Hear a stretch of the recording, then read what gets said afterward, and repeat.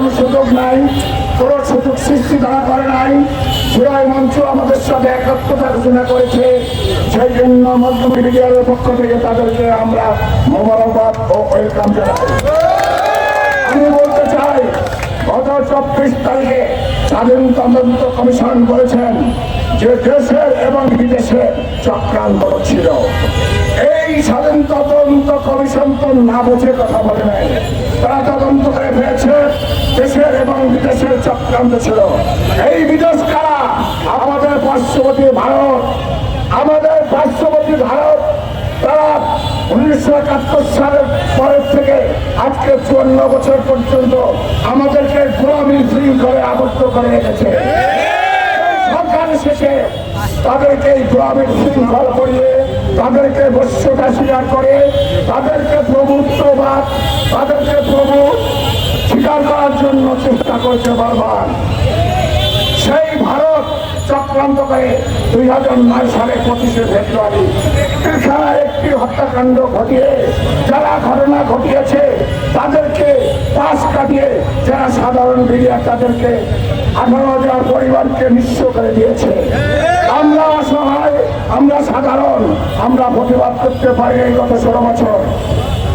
24শে জুলাই আগস্টে ছাত্র জনতা আন্দোলন এবং রক্তের বিনিময়ে অর্জিত এই সরকার কার্যক্রম করার পরে যে সারা পৃথিবীব্যাপী ডক্টর ইউনূসের সমাদৃত সম্মানিত তিনি যখন দেশের রাষ্ট্রভার গ্রহণ করেন তখন আমরা আশা করেছিলাম যে আমরা আজকে ন্যায় বিচার পাবো, আমাদের ন্যায্য অধিকার পাবো।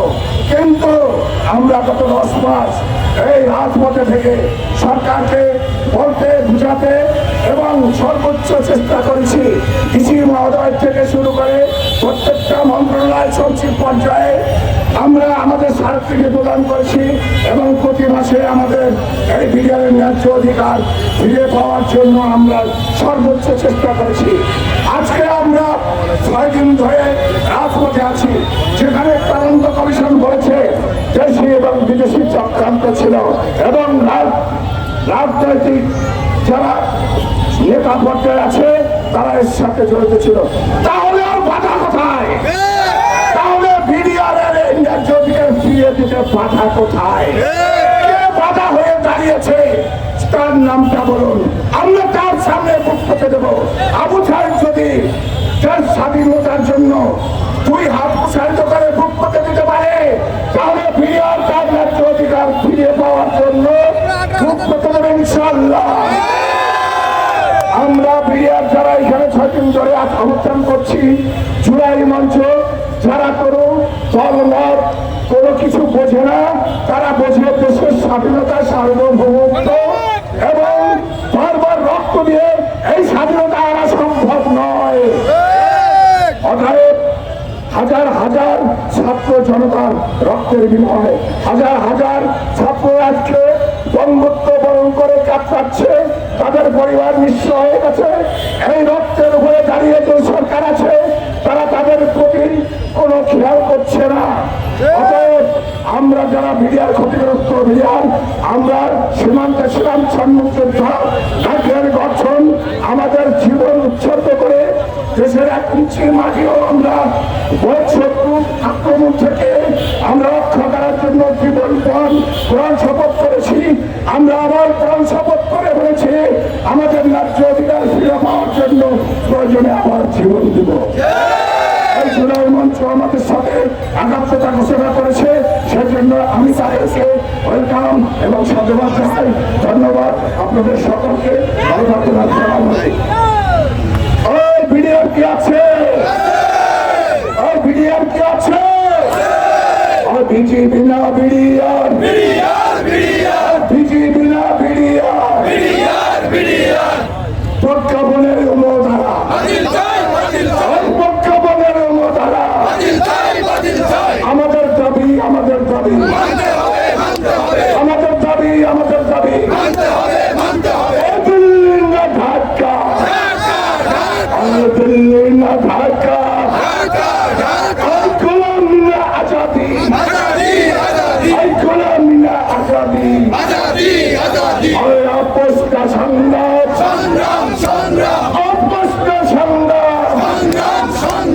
আমাদের দাবি, আমাদের দাবি, আমাদের দাবি, আমাদের দাবি, আমাদের দাবি তিনটি।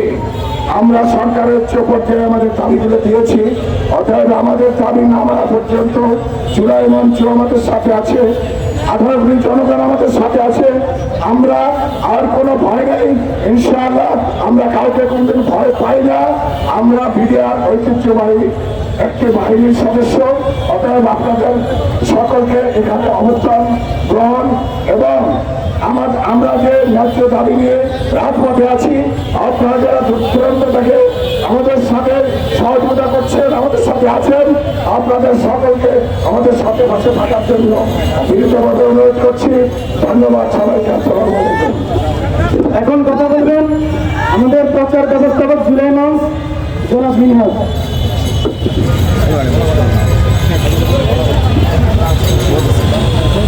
10 মাস হয়ে গিয়েছে আমাদের যে 5 আগস্ট আমরা যে গণঅভ্যুত্থান ঘটিয়েছিলাম। আজ দেখেন 10 মাস হওয়ার পরেও আজ আমার ভাইরা এখনো হাসপাতালে কাটাচ্ছে। আজ প্রত্যেকটা শহীদ পরিবার তাদের যতটুকু দেওয়ার দরকার ছিল তারা সেইটুকু দিতে পারে নাই। তারা আবারও সেই আগের কোটা সিস্টেমের দিকে যাওয়ার ব্যবস্থা করছে। এমন এমন তারা স্কিমগুলো আনছে যে জিনিসগুলো ভবিষ্যতে কি আবারও বিতর্কিত পরিস্থিতি তৈরি করবে। আজ আপনারা দেখেন এই যে ছাত্র উপদেষ্টা দুজন আছে, আসিফ মাহমুদ এবং মাহমুদ আলম, তারা আসলে কি করছে? তারা ক্ষমতায় গিয়েছে কি করে? তারা কাদের মেন্ডেটে ক্ষমতায় গিয়েছে? এই জুলাই আগস্টে যারা আহত হয়েছেন, যারা শহীদ হয়েছেন, তাদের মেন্ডেটে তারা ক্ষমতায় গিয়েছে এই ছাত্র উপদেষ্টা। এবং বাকি যারা রয়েছে আপনারা দেখেন, বাকি যারা রয়েছে তাদেরকে এই জুলাই আগস্টের কথা বলতে দেখেন আপনারা।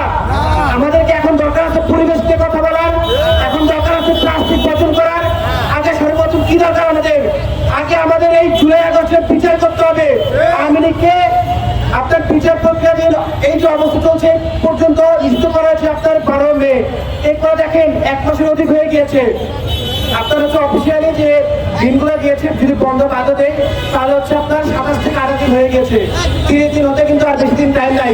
অথচ এখনো পর্যন্ত তাদের থেকে জুলাই সনদের যে ঘোষণাপত্র দেওয়ার কথা ছিল সেখানে কিন্তু কোনো ধরনের তারা বৈঠক তারা করেন রাজনৈতিক দল কিংবা কোনো সংগঠনের সঙ্গে। অর্থাৎ তারা শুধুমাত্র আমাদেরকে সময় দিচ্ছে এবং সময় যখনই আমরা আন্দোলন করছি তারা আমাদের হাতে মুড়া ঝুলে দিচ্ছে, আবার তারা আমাদেরকে সময় দিচ্ছে। আমরা কি এই ধরনের মুড়া নিবার?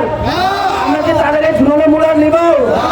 আমরা স্পষ্ট করে তাদেরকে বলতে চাই, যদি আপনারা আগে যতবারই বাংলাদেশে এরকম অভ্যুত্থান হয়েছে আমরা দেখেছি, আবারও সরকার এসছে, আবারও সেই সরকার সরকারের মতো আচরণ করেছে, পতন হয়েছে। 1990 পতন হয়েছে না কেন? প্রতিবার আমাদেরকে একই চক্রের মধ্যে দিয়ে যেতে হবে। আমরা এই ধরনের রাজনীতি বাংলাদেশে চাই না।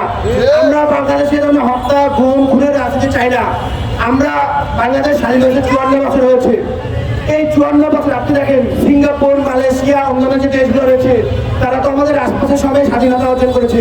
আজকে তাদের অবস্থা দেখেন আর বাংলাদেশের অবস্থা দেখেন।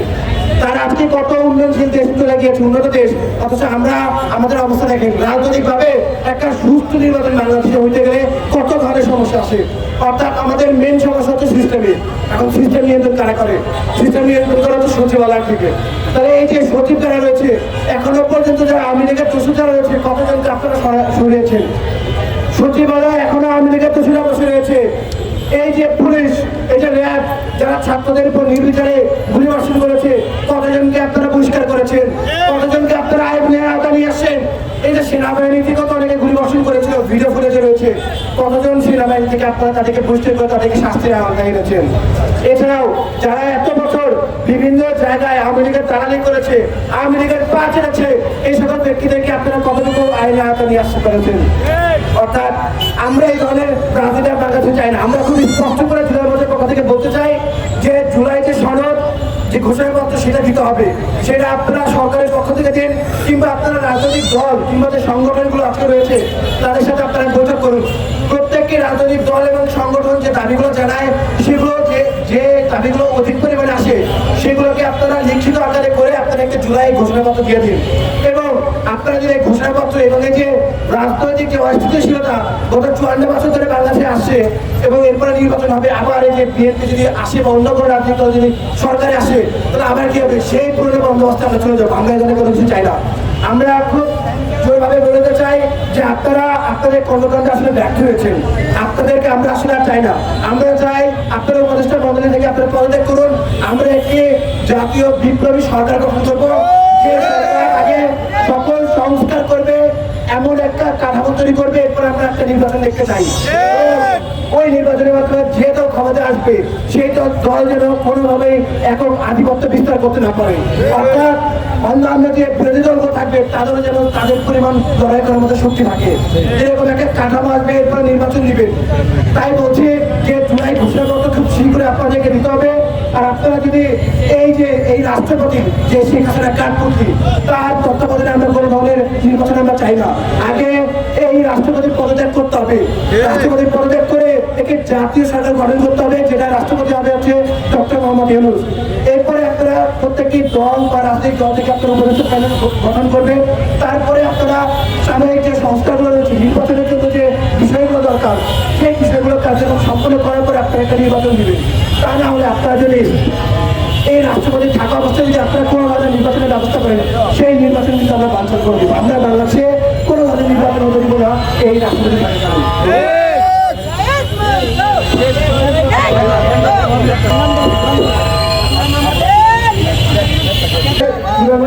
কথা বলবে নারী সুরক্ষা ব্যবস্থাপক, সামাজিক সুরক্ষা ব্যবস্থাপক তাসমিরা।